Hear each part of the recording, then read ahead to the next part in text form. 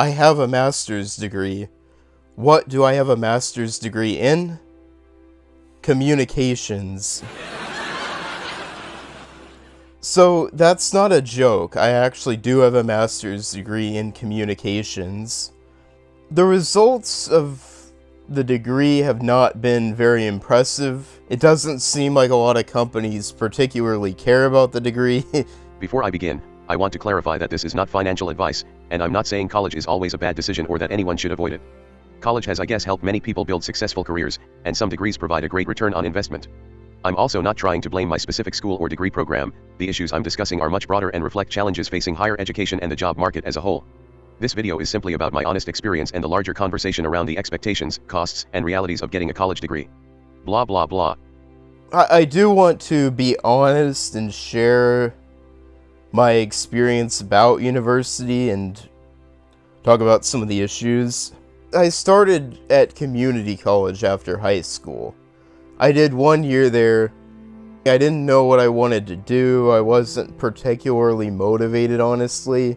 A year later, I started at a 4-year school, and I still didn't really know what I was doing, so I met with, I guess it was like an academic advisor or a career counselor at the university. I'm not totally sure what her title was, but, you know, we did a bunch of personality and interest assessments, and we explored a bunch of different career paths or majors. And every major that I asked about, she said, oh yeah, we have people from this school that work in this industry or work at this company or have this job title. My impression was that if I get this degree, I have a reasonable chance of getting one of these jobs. After meeting with this career advisor, I decided to major in film production. I majored in that for maybe a year or two. I didn't take a lot of really practical classes, and I wasn't ever involved in any of the on-campus organizations or any of the film festivals or anything like that. I mostly kept to myself in university, so I got like a year out or so from graduation, and I just kind of decided, well, I don't know if I'm going to be able to do this, so I ended up just changing my major to a generalized or individualized major, and then I graduated in May of 2019. So basically that means that I completed my bachelor's degree, but I didn't have a bachelor's degree in anything specific, but I could check that box. And I just kind of assumed that, okay, I've got a degree, so some company will be willing to train me, and then I'll just go from there. That's not really how things work out anymore. For the next 6 months, I did a personal training certification, and then I kind of decided that that wasn't really for me either. In January of 2020, I applied to a master's program in communications, and I got accepted. I wasn't sure if I was gonna do it, honestly.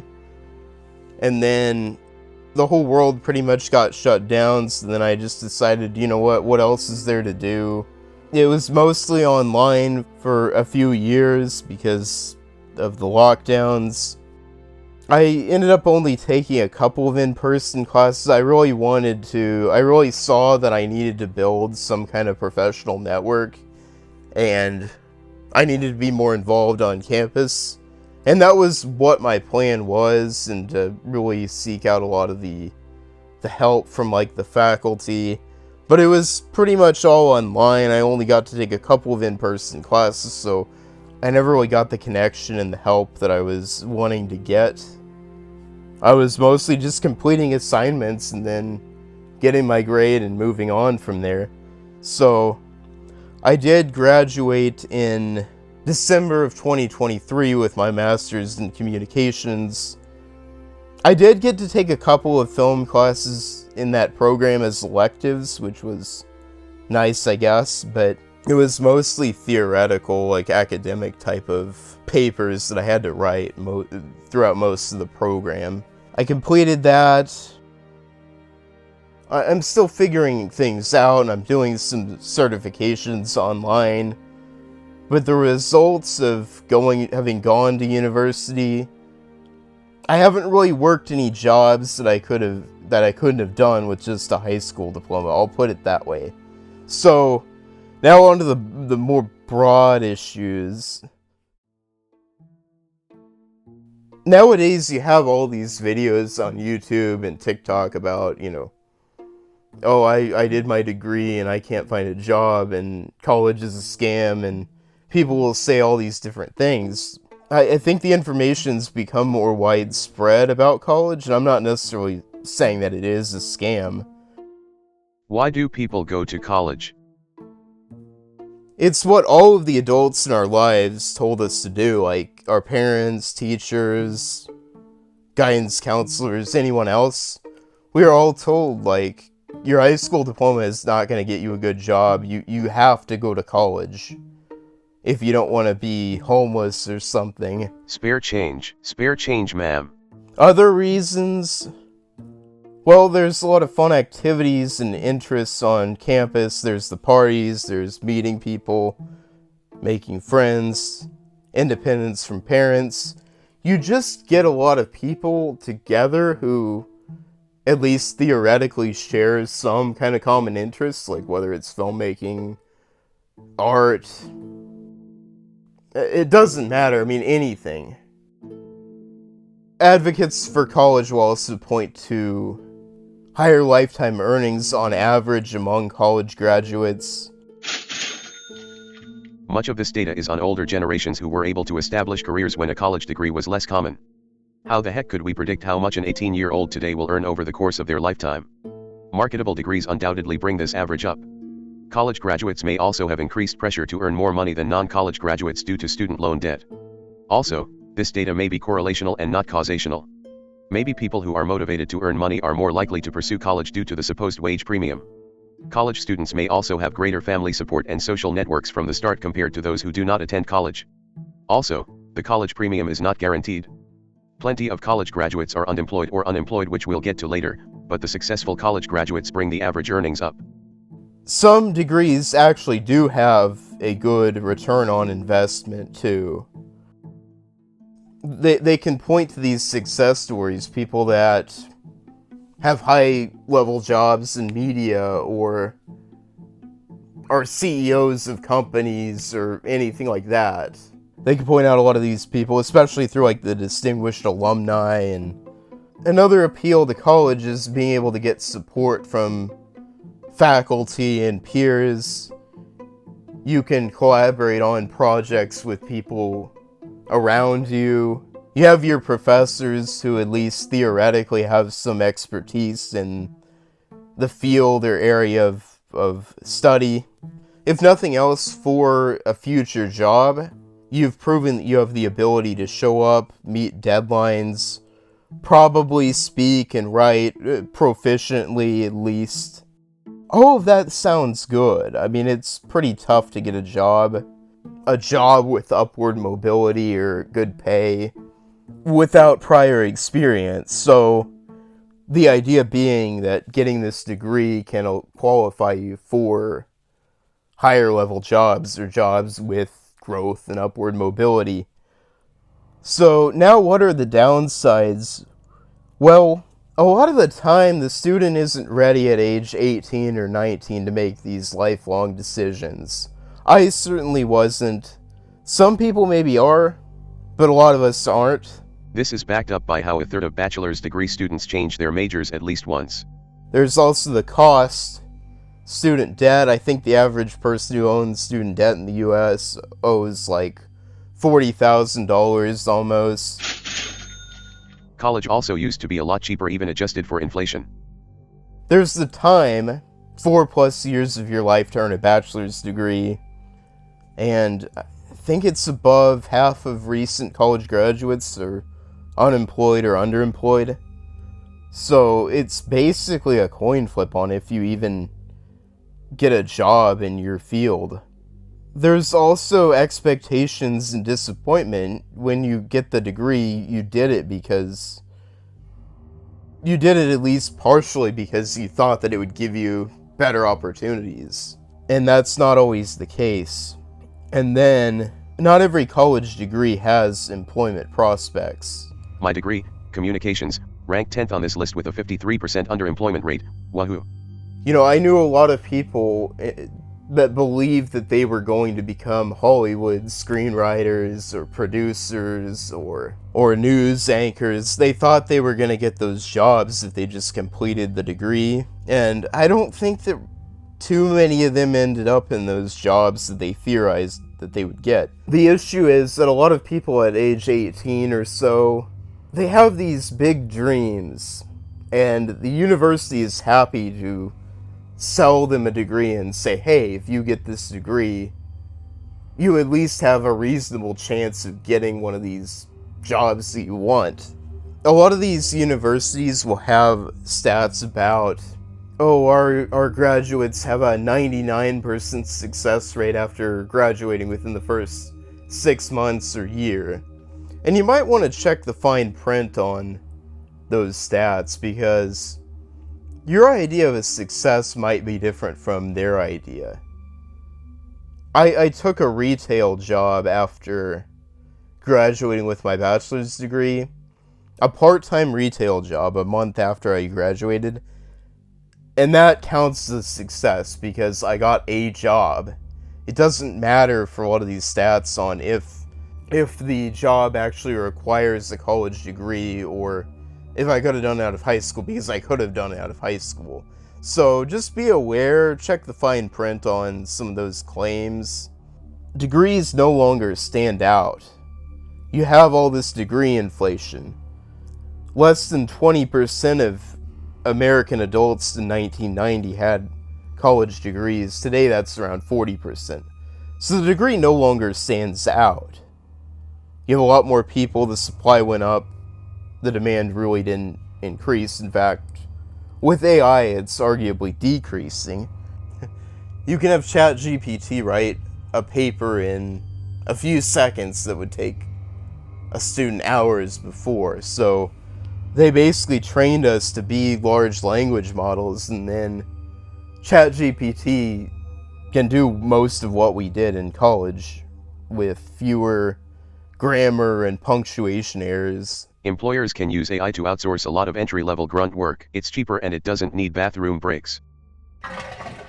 You have the potential opportunity cost from choosing to go to 4+ years of college versus working right after high school. College degrees don't guarantee anything. So what if that person had worked for those 4 years, worked a full-time job, saved up whatever they could, if they could save up any?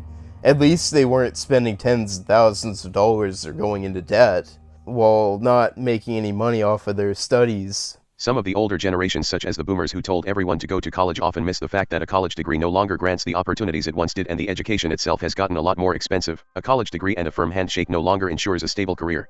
So after college, applying for jobs online really doesn't work like it used to, or filling out job applications doesn't really work, because the college degrees don't stand out like they used to. Back in the day when fewer people had college degrees, companies were more willing to train recent graduates so that they could get that experience and then eventually move up. They're not really willing to do so anymore.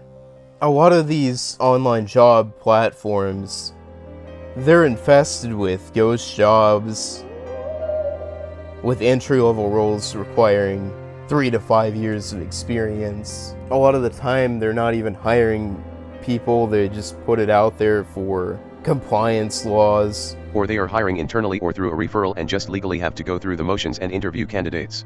So between ghost jobs, automated ATS systems that only allow a small percentage of applications to be seen by an actual person, and having to compete for jobs with people who already have experience, it is tricky to land a job out of college through online applications. Not to mention, any given job posting can get hundreds or thousands of applicants. You must compete with all those people. I've also gone to the University Career Services Center, and these can vary a lot in support between different universities. A lot of them will look over resumes, maybe do mock interviews. There is value in that, but a lot of that you can Google, and you might already know someone that knows a lot about resume writing or interviewing. You can have a friend or family member look over your resume or do a mock interview with you. You can look up a lot of the common behavioral questions about how would you resolve conflicts with a coworker. You can look up a lot of that online, so it's not bad to go to the University Career Services Center, but it just doesn't provide the kind of value in a lot of cases, depending on the school, that I think that it should, with connecting people to employment opportunities. The University Career Services Center, a lot of them organize the job or career fairs. I've gone to a few of these by now, and some of the companies just don't seem like they're hiring. A lot of the jobs that they really try to recruit new recent graduates for are like sales and customer service, which may be for some people a good fit, but they're not a good fit for everyone. There were a lot of recruiters at these job fairs that I've gone to that didn't talk to like anyone. They were looking down at their phones the whole time, so I don't know if the companies are even hiring, and most of what they say is to just go apply online. You try to show up and prove that you're like a real person and get some connection, and go apply online, you know. The university alumni centers, these also vary from between schools. A lot of them may have really robust alumni networks that can allow you to connect and meet with people in your field or your industry that also went to your school. Some of them only exist to occasionally put on an event and honestly solicit donations from successful alums. They aren't always set up around supporting the recent college graduate who is struggling to find a good job. What actually allows people to translate their degree into a career? Well, first, doing an in-demand degree.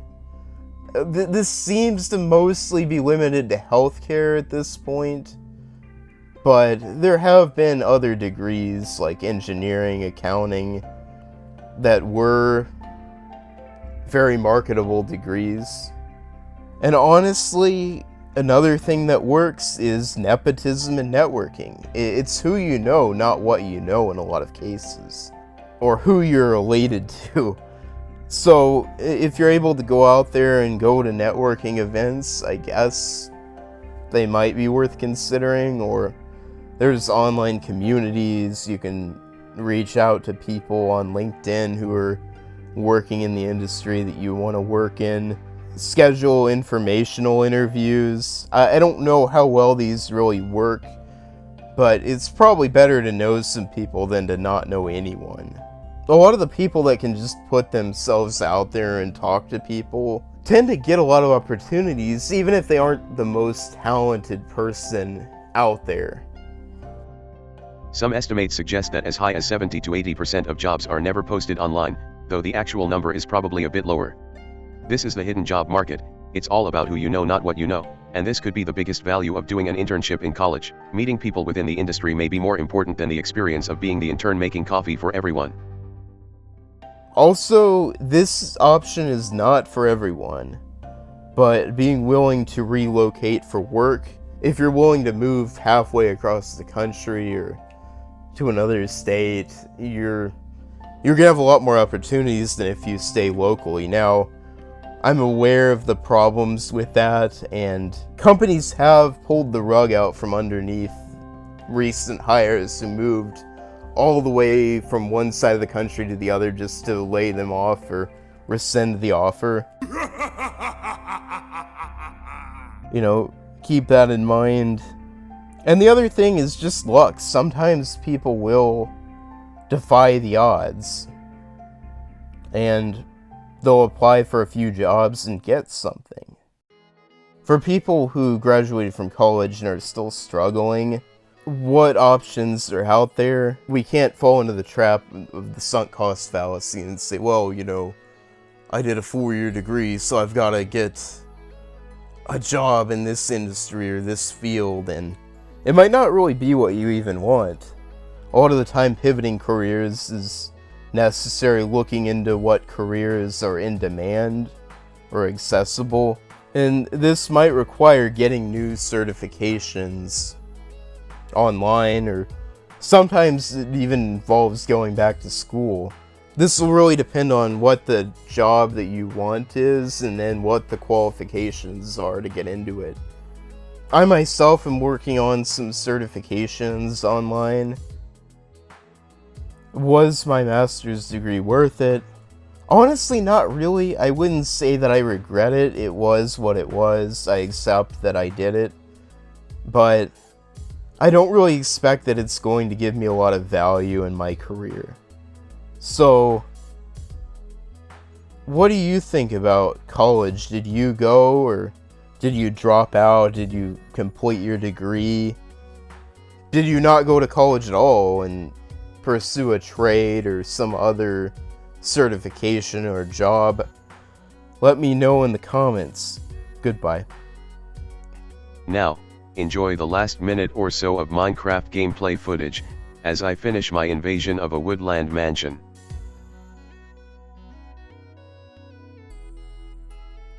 I don't know why all these vindicators spawned underneath the staircase.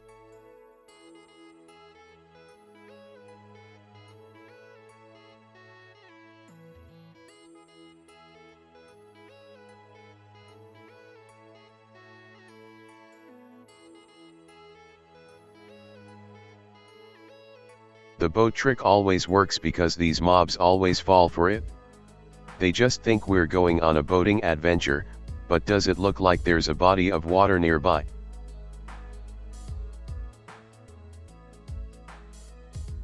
I found lava underground, so I built a nether portal of obsidian, and will soon connect this mansion to my mountain lodge. Always gotta bring some ghast-proof building blocks and leave anything I don't want to lose in the overworld. Sometimes the nether spawns are terrible and are just instant deaths. My Z coordinate is 666.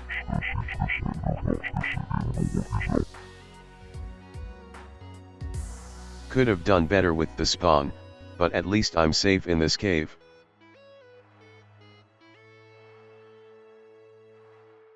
I wasn't expecting to find this secret room. How the heck did the illagers grow a tree in this room? Alright, we'll continue this later. Goodbye.